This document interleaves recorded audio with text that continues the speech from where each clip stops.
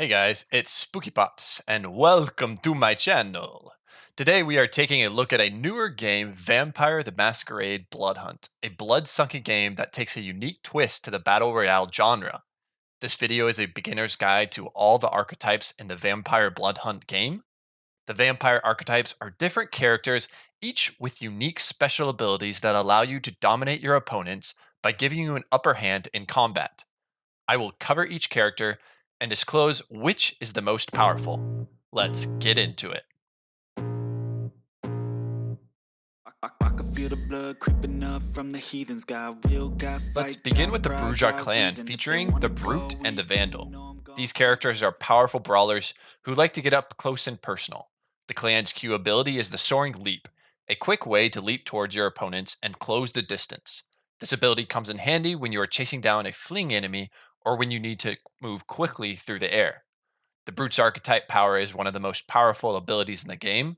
It not only provides crowd control, briefly staggering opponents, but it also stops bullets while it's moving towards the opponent. The passive power is also strong. While you are not actively taking damage, the Brute can replenish up to half its health. This passive ability is a clear advantage when engaging an opponent in a prolonged fight.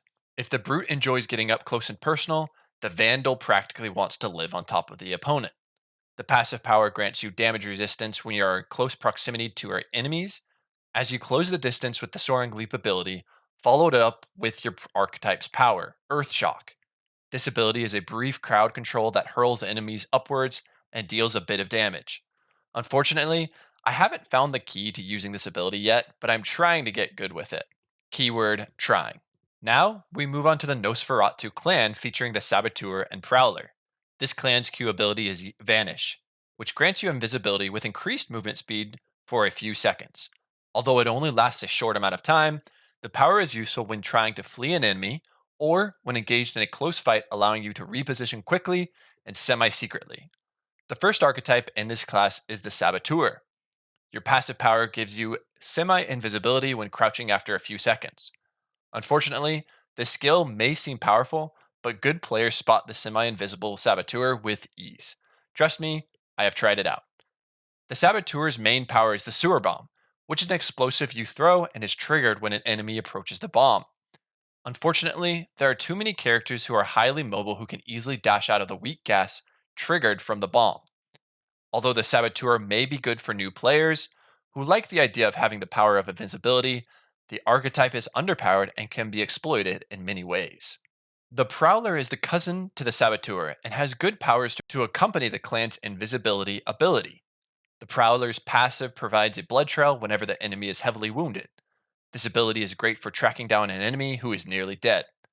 The Prowler's main ability sends out bats that scout an area for opponents. If there are any enemies in the area, a visual silhouette of the enemy appears and remains until the enemy leaves the bat's radius. The Prowler is a strong solo queue player that mercilessly tracks down its opponents and crushes any weak enemies.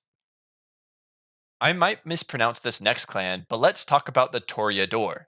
This clan features two lovely lady vampires, the Siren and Muse. The clan's Q power is Projection Dash, which is exactly what it sounds like. You can send out a projection of yourself, and if you re-trigger the ability, you dash to the projection's location. This power can be used in a variety of ways that gives you the ability to make plays. It can be used as a distraction, an escape, or an offensive maneuver. The only limit to this ability is your imagination. The Muse is a support character when played in a group. Its main power is Rejuvenating Voice, healing both you and your allies as long as you don't take any damage or deal damage. The Muse's passive is Final Act. When down, this power grants a slightly faster regen time, and if you are lucky to come back to life, you can instantly use all your cooldowns. If you enjoy supporting, this character is the one for you. The close sister to the Muse is the Siren, a powerful, seductive archetype. The Siren's passive is Kindred Charm, which causes all civilians in the Siren's vicinity to be friendly towards the Siren and her allies. They become quicker to feed on, saving you precious seconds. It also causes for any civilian who is charmed to not trigger a masquerade while affected, unless they are killed. This power can be a useful way to fool enemies into attacking a civilian. The Siren's main power is a close-range flashbang that blinds all nearby opponents while dealing a small amount of damage. This ability is useful when you are close to an enemy. allowing you time to reposition, escape, or simply kill the enemy with ease. Finally, we have the Venture clan, which features only one archetype when I made this video.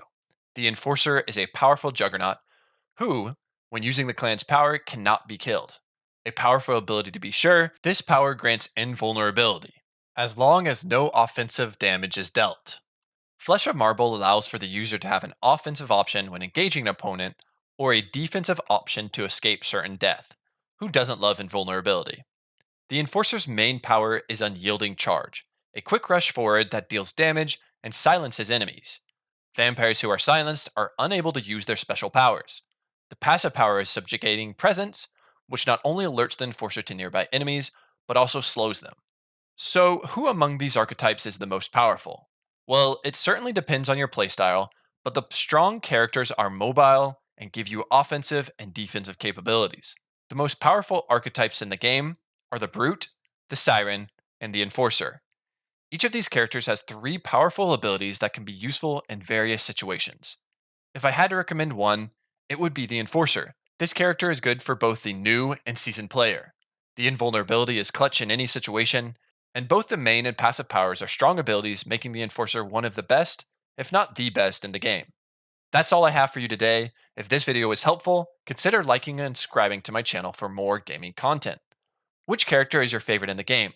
Comment below and let me know. That's it for now. Spooky Pops out.